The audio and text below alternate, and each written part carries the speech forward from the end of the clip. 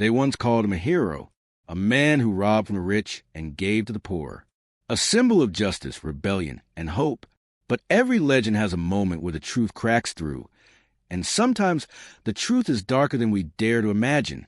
What if Robin Hood changed? It all started with a single chest of gold, more than they had ever stolen, enough to feed a kingdom, or to buy one. In that moment, something shifted in Robin's eyes, something selfish, something dangerous. He told no one. He made excuses, and the man who once stood for the people began building a future only for himself. But choices like that don't go unpunished.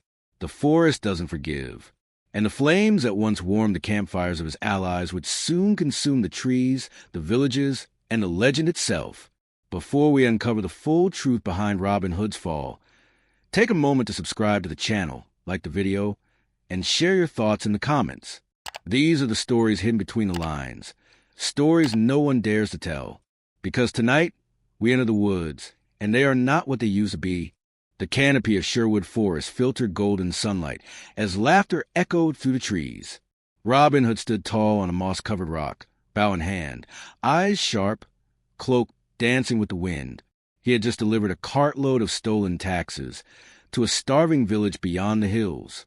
Around him, the merry men cheered. To the people, he wasn't just a thief, he was justice made flesh. His charisma was effortless, his cause pure.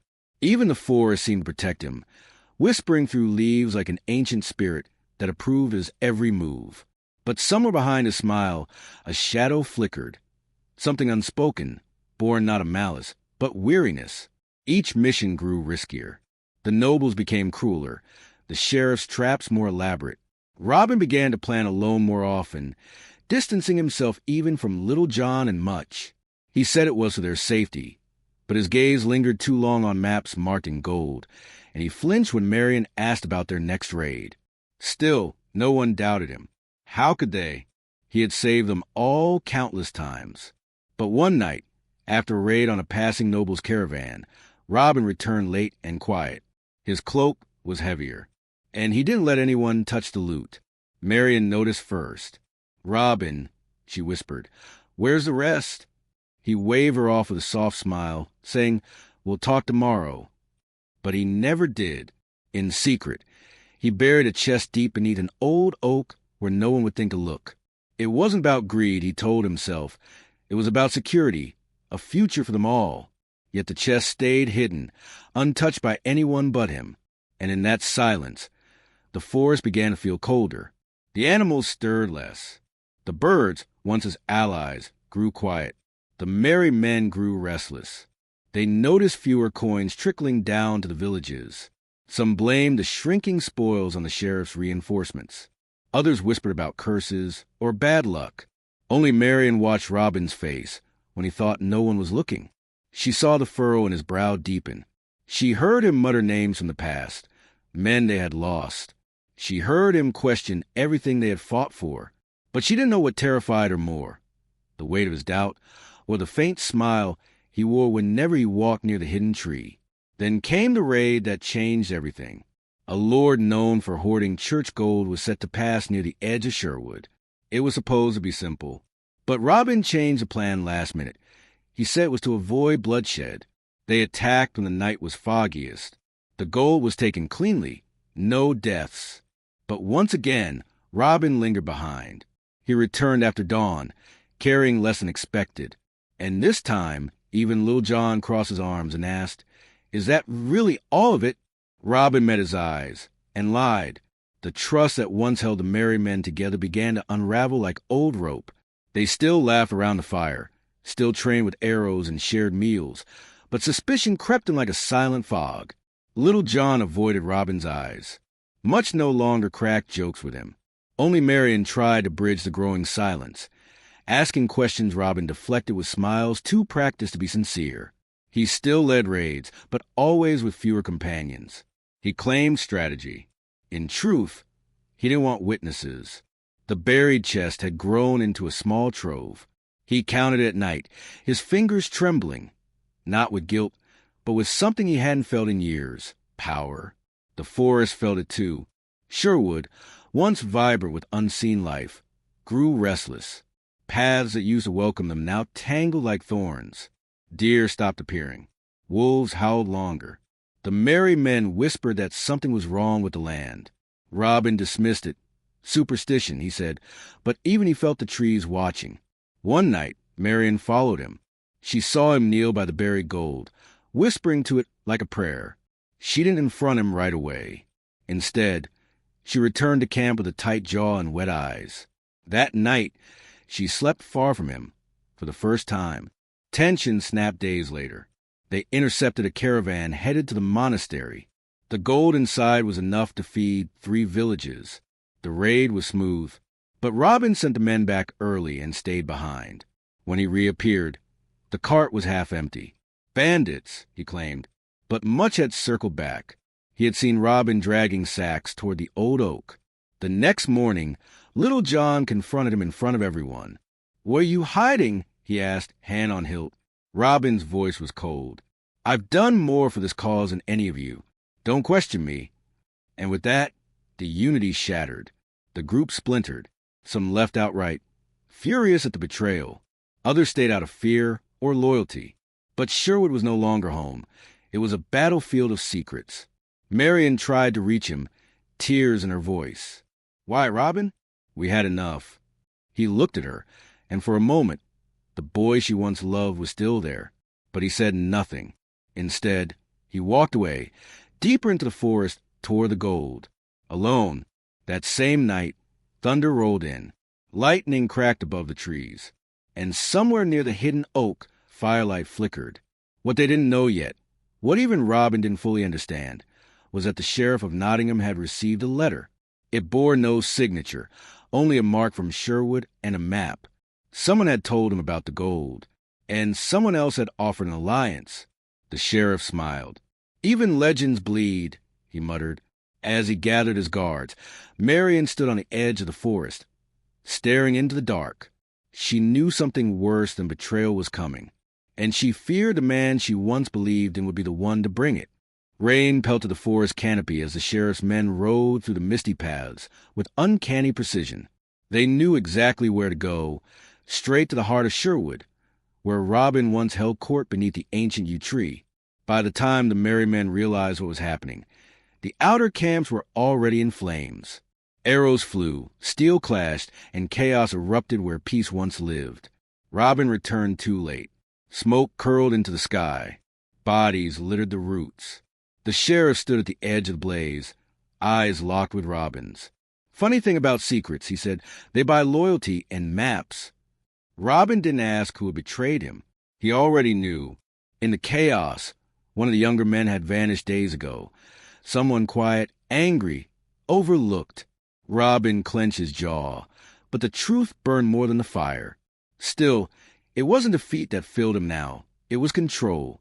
He led a counterattack with brutal efficiency, pushing the sheriff's men back. But the cost was high. Little John was wounded. Much was gone, maybe dead. And Marian, blade in hand, screamed at Robin amidst the carnage. "This is what you wanted?" He didn't answer. He just looked at the trees, now glowing with embers.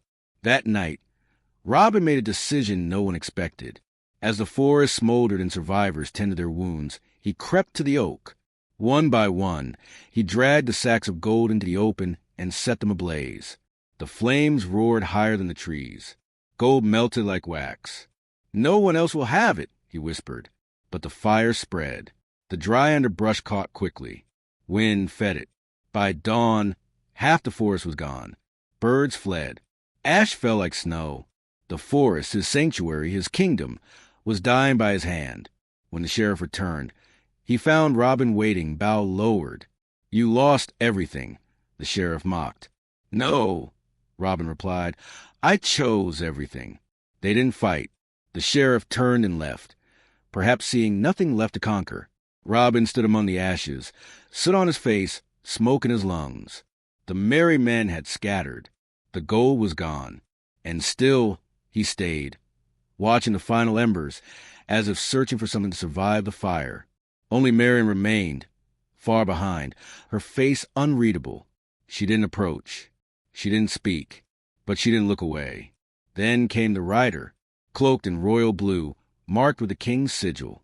After years of absence, the true king had returned from war and found Sherwood destroyed. The rider dismounted, stared at the scorched earth, then at Robin.